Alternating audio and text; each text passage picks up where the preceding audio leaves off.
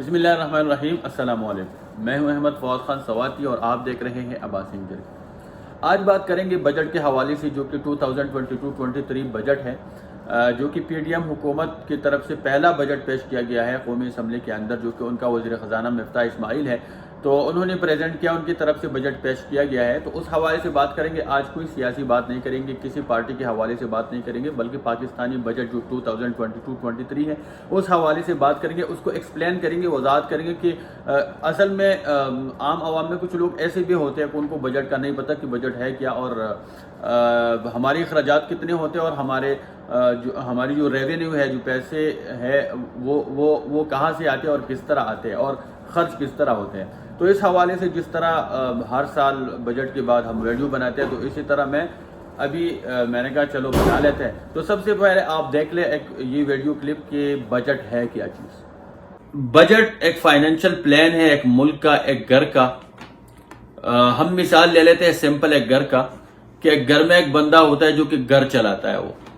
تو اس کی یا سیلری ہوتی ہے یا کوئی آمدن ہوتی ہے بزنس سے، تو وہ اسی آمدن کے حساب سے یا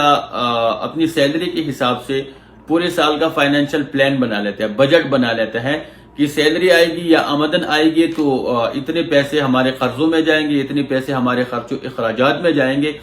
تو باقی جو بچ جاتے ہیں خرچ اخراجات سے یا قرضوں سے، جو باقی بچ جاتے ہیں، تو وہ پھر پلان کرتے ہیں کہ کوئی بچوں کے لیے شاپنگ کرے یا کوئی گھر کے لیے اور کوئی جو ایکسٹرا چیزیں ہیں، تو اس کے لیے پھر وہ بھی پلان کرتے ہیں۔ تو اسی طرح ملک کا بھی یہی بجٹ ہوتا ہے، جو کہ فائنینشل ٹیم ہوتی ہے، وہی ٹیم اسی بجٹ کو تیار کرتی ہے ملک کے لیے۔ تو دیکھیں بجٹ کے اندر دو چیزیں بہت زیادہ امپورٹنٹ ہیں، جو کہ ہم سب کے لیے سمجھنا بہت زیادہ ضروری ہے۔ نمبر 1 ایکسپینڈیچر، یعنی خرچ اخراجات، یعنی پیسہ کہاں خرچ ہوگا، کس طرح خرچ ہوگا اور کتنا خرچ ہوگا۔ دوسرے نمبر پہ ریونیو، یعنی جو خرچی اخراجات ہم کریں گے، جو پیسہ خرچ ہوگا، تو وہ پیسہ آئے گا کہاں سے اور کس طرح آئے گا، سورس کیا ہے۔ تو یہ دونوں چیزیں بہت زیادہ ضروری ہیں، بہت زیادہ امپورٹنٹ ہے۔ ایکسپینڈیچر یعنی خرچی اخراجات، اور دوسری ریونیو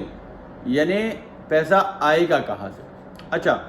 اب میں بات کروں گا سب سے پہلے ایکسپینڈیچر کے حوالے سے۔ تو میں اگر ایکسپینڈیچر کے حوالے سے بات کروں گا، تو سب سے پہلے دیکھیں ہمیشہ یہ ہوتا ہے کہ اگر کسی کے اوپر قرضہ ہوتا ہے، تو اگر کوئی بندہ بجٹ نکالتا ہے یا کوئی اس طرح اپنا تخمینہ لگاتا ہے، تو سب سے پہلے اگر اس کے اوپر قرضہ ہوتا ہے تو قرضے کے لیے سب سے پہلے وہ پیسے الگ کر دیتا ہے کہ میرے اوپر اتنا قرضہ ہے اور اسی سال یا اسی مہینے میں اس قرضے میں اتنا دوں گا یا اتنا قسط دوں گا۔ تو سب سے پہلے اگر میں بات کروں گا ایکسپینڈیچر کے حوالے سے، تو اس میں سب سے پہلے نمبر پہ میں ڈیٹ سروسز کے حوالے سے اوپر بات کروں گا، جو پاکستان کے اوپر جو قرضہ ہے۔ تو اسی بجٹ کے اندر 2022-23 بجٹ کے اندر جو بجٹ رکھا گیا ہے قرضوں کے لیے، جو قرضے ہم نے لی ہوئی ہے IMF سے یا کہیں اور سے یا انٹرنیشنل جو آرگنائزیشن ہے جہاں سے ہم نے قرضے لی ہوئی ہے، یا ہم نے قسط ادا کرنا ہے یا ہم نے قرضہ ادا کرنا ہے، تو اسی کے لیے جو پیسہ رکھا گیا ہے، جو بجٹ رکھا گیا ہے اسی بجٹ کے اندر، وہ ہے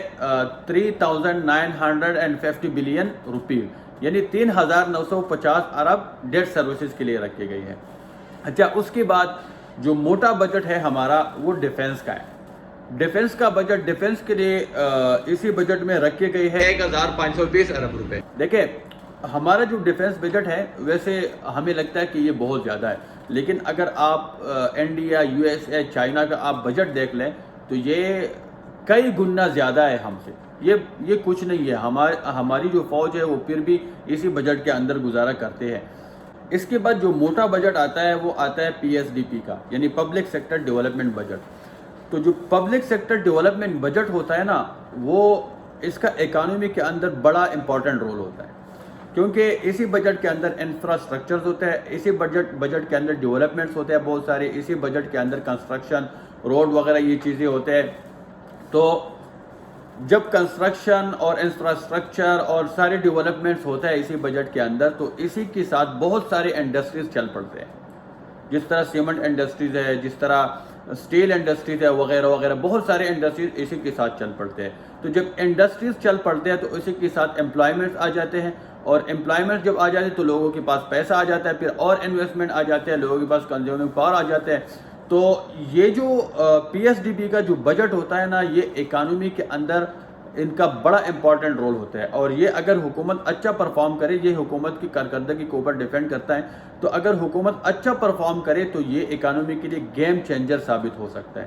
تو اسی کے لیے جو بجٹ رکھا گیا پی ایس ڈی پی کے لیے، اسے 2022-23 بجٹ کے اندر جو بجٹ رکھا گیا ہے، جو پیسہ رکھا گیا ہے، وہ ہے 727 بلین روپیز، یعنی 727 ارب روپے پی ایس ڈی پی کے لیے رکھے گئے ہیں۔ پچھلی دفعہ یہ اس سے زیادہ تھی، وہ ایک اور بات ہے کہ کتنی زیادہ تھی وہ کسی اور ٹائم ڈسکس کر لیں گے، بلکہ آپ جا کے جو پچھلے سال کی ویڈیو آپ دیکھ سکتے ہیں۔ اس کے بعد آتا ہے سیول بجٹ۔ سیول بجٹ کا مطلب یہ ہوتا ہے کہ ظاہری بات ہے حکومت نے ملکی مشینری چلانی ہوتی ہے، اور اسی ملکی مشینری چلانے کے لیے ظاہری بات ہے امپلائیز کو تنخواہیں دینے پڑتے ہیں، سیلریز دینے پڑتے ہیں، پینشن دینے پڑتے ہیں۔ اس کے علاوہ بہت سارے اور معاملات ہیں کہ ان معاملات کے لیے خرچی اخراجات کرنے پڑتے ہیں، بہت سارے معاملات ہیں۔ تو اسی کے لیے جو بجٹ رکھا گیا ہے اسی بجٹ کے اندر 2022-23 کے اندر، وہ ہے 81 بلین روپیز، یعنی 81 ارب روپیز اسی کے لیے سیول بجٹ کے لیے رکھے گئے ہیں۔ اس کے علاوہ اس کے بعد آتا ہے ادر جو ایکسپینڈیچرز ہوتا ہے۔ ابھی دیکھیں، میں نے آپ کو سب بتا دیا، جس طرح ڈیفنس بجٹ ہے، جس طرح پی ایس ڈی پی کا بجٹ ہے، تو یہ جو پی ایس ڈی پی یا ڈیفنس بجٹ یا جو سیول بجٹ ہے، یہ بالکل فکس ہے، اس میں آپ کچھ نہیں کر سکتے۔ یعنی ڈیفنس بجٹ، یہ پیسہ ڈیفنس میں جائے گا، 1520 بلین روپیز جو ہے وہ ڈیفنس میں ہی جائے گا، یہ فکس ہے۔ اس کے علاوہ جو پی ایس ڈی پی کا بجٹ ہے وہ پی ایس ڈی پی میں ہی جائے گا، یہ بالکل فکس ہے۔